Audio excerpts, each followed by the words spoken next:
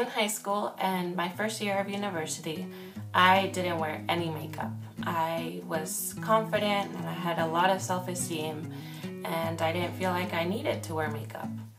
And in first year of university, I got injured playing basketball, and because I had been an athlete all my life, it was really hard for me to spend what turned out to be a year and a half on my bed without being able to do anything, including exercise.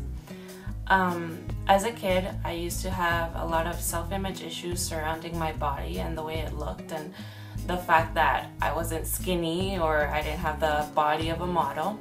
And so it kind of hit me again, and it really affected my self-esteem, and it made me really insecure about the way I looked and the way my body felt. So as a result, I started wearing makeup. Makeup made me feel pretty. And it was something that helped my self-esteem a bit. For this talk, and because it's all about vulnerability, I have decided that I'm not gonna wear any makeup and I'm just gonna wear an old basketball shirt. Hey guys, happy Friday. My name is Becky and today I am subbing in for Maddie. This week we have the topic of unpopular opinions. Now, I'm not going to give you a whole list of things that I don't like or do like and that society or just majority of people don't agree with. I am going to talk about one topic that I find is very important, and it is very dear to my heart. Dear and near to my heart.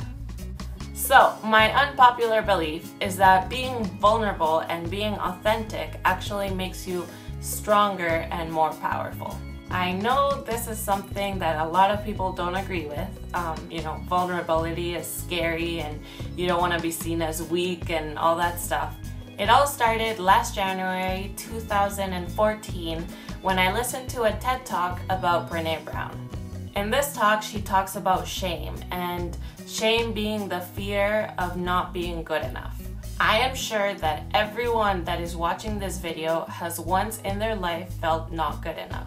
Admitting that we're not perfect and we have flaws and insecurities makes us very vulnerable. In the TED Talk, Brene talks about her decade of researching and the work she did around it and publishing a book and everything else. And she says that out of the thousands of interviews she did, she could classify people into two categories. The first one was the people that had a very strong sense of love and belonging. The second one was the people that always struggle for it. The people that struggle for feeling loved and like they belong. The people that are always wondering if they are good enough. She said that between these two groups, she only found one variable that distinguished them. And it was the people that have a strong sense of love and belonging believe they are worthy of love and belonging. And that was the only difference she found to it, is that the people that felt that way believed they were worthy enough. She noticed that the first group had three things in common: the courage to be imperfect, compassion to be kind to themselves first, and then that would lead to being kind to other people, and connection. They had connection as a result of being authentic. She also talks about the meaning of authenticity, and that would be letting go of the idea of what you should be and instead being brave enough to be yourself. I really loved her TED Talk, and I will leave the link in the description if you want to check it out. And so I went ahead and read one of her books called Daring Greatly. It's a book that talks about the same stuff, just more in detail. After reading her book and educating myself about what she was talking about, I decided that I was going to try and live my life as authentically and as vulnerably as I could. At first, I was terrified. I was like, oh my God, I have to be vulnerable. That's gonna make me so weak. And I was so scared of being perceived as weak or have people make fun of me and judge me. But as time went on, I started feeling more comfortable with it, and it became easier, and I became more myself because I was able to share my truth with everyone else, and I was able to be who I really was. Being vulnerable was very scary because just like everyone else, I was scared of rejection. And to my surprise, the more vulnerable I was with people and the more I was able to share my true feelings about things, the more vulnerable they were with me because they felt comfortable and safe. We are always so scared of people judging us and saying mean things about us that we kind of pretend to be who we're not.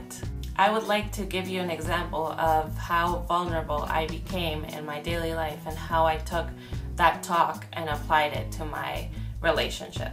In my relationship, the old Becky, when she felt insecure and she didn't feel loved, she would go and she'd hide in a corner and sulk about how nobody loves her. But after I decided to start sharing my true feelings and being authentic, in my relationship, whenever I felt insecure and I felt like I wasn't loved, I told my girlfriend, I was like, hey, I'm feeling insecure because of this, this, and this, and I really need you to reassure me right now. And she was like, sure, I love you and you're beautiful and all that fun stuff. And I feel like that really helped me because it allowed me to stop sulking for the entire night and feel really bad. And instead, I was able to address what I needed and let go. Being vulnerable and being who you really are and honest 100% of the time is unpopular in our society. We're all so afraid of being judged and we're all so insecure and we don't want to hurt other people's feelings, and in a way we become fake. We become a version that we're not. In the comments, I want you to describe what vulnerability means to you in one word. I know that at the end of this process, I say that being vulnerable makes me stronger. But for some of you, being vulnerable right now might mean that you feel nervous or that you feel insecure or that you don't want to be perceived as weak, and that is totally valid as well. I hope this video encourages you to be vulnerable and authentic, just like I am being with you guys and the way I live my life. And hopefully we can make this more of a popular belief and we can stop surrounding ourselves with negativity and fake people and just be who we really are. Because I am great at ending videos on such a cheesy note, I am going to leave it here. If you guys have any topic suggestions, please leave them down in the comments. We're always interested in knowing what you want to see. I hope you all have a fantastic weekend and we will see you back here on Monday.